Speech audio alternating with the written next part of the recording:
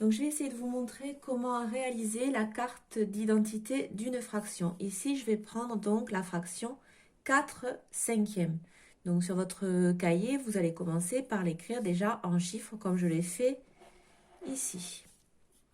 Ensuite, vous allez l'écrire en lettres. Donc, 4 cinquièmes, 4 cinquièmes. Je n'oublie pas de mettre le S à cinquième, puisqu'il y en a plusieurs, il y en a 4. Ensuite, je vais essayer de dessiner cette fraction. Pour ça, il me faut choisir une unité.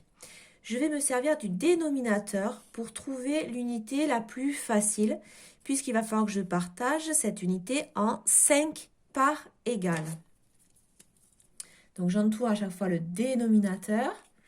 Je sais qu'il va falloir que je prenne, bon, pour que ce soit le plus facile, je vais prendre 5 carreaux de mon cahier. Et je fais un rectangle donc de 5 carreaux. Ça sera beaucoup plus facile ensuite pour le partager en parts égales. Je compte donc 1, 2, 3, 4 et 5 ici. Normalement, on fait les traits à la règle. Je peux aussi utiliser un multiple de 5, c'est-à-dire, toujours pour favoriser mon découpage en parts égales, prendre un nombre qui va être divisible par 5. Ici, ça peut être 10 carreaux, 15 carreaux, 20 carreaux, de façon toujours à pouvoir faire des parts égales facilement. Je vais faire l'exemple avec 10 carreaux, toujours en prenant une bande rectangulaire. Donc 3, 4, 5 et encore 5, ça fait 10 carreaux.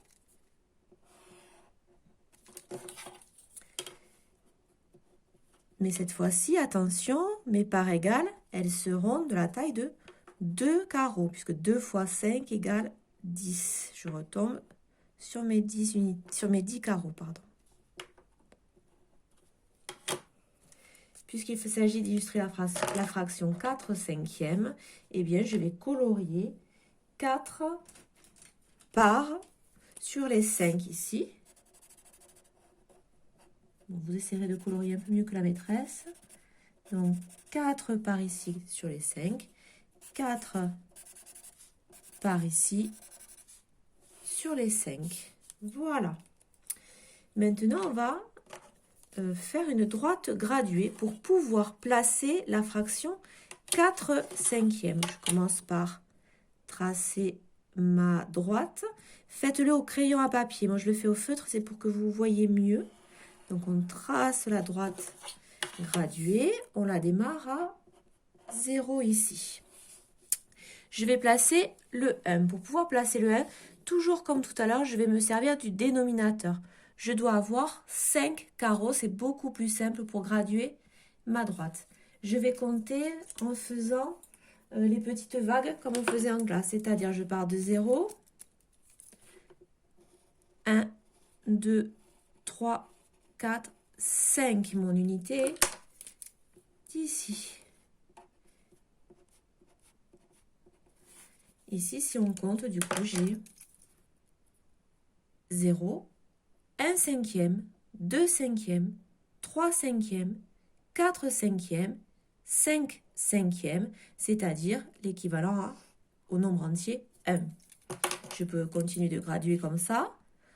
Donc là, je serai à 6 cinquièmes, 7 cinquièmes, 8 cinquièmes, 9 cinquièmes, 10 cinquièmes, ce qui est équivalent à 2. Je place 4 cinquièmes avec une flèche ici. 4 cinquièmes se trouve sur cette graduation-là. Cette droite graduée va me permettre maintenant d'encadrer ma fraction entre deux entiers consécutifs. Ici, la fraction 4 cinquièmes est entre le 0 et le 1. Mathématiquement, je l'écris 4 cinquièmes est compris entre 0 et 1. Il me reste à exprimer cette fraction 4 cinquièmes sous la forme de la somme d'un entier et d'une fraction plus petite que 1. Ici, ma fraction est plus petite déjà que 1. Donc, l'égalité, ça va être la suivante. 4 cinquièmes est égal à 0 plus 4 cinquièmes. Voilà, cette écriture-là sera intéressante quand on passera, bien sûr, au nombre décimaux, c'est-à-dire au nombre avec des virgules. Voilà, j'espère que j'ai été claire. De toute façon, si vous avez des questions, vous n'hésitez pas, par un petit mail, vous posez toutes les questions.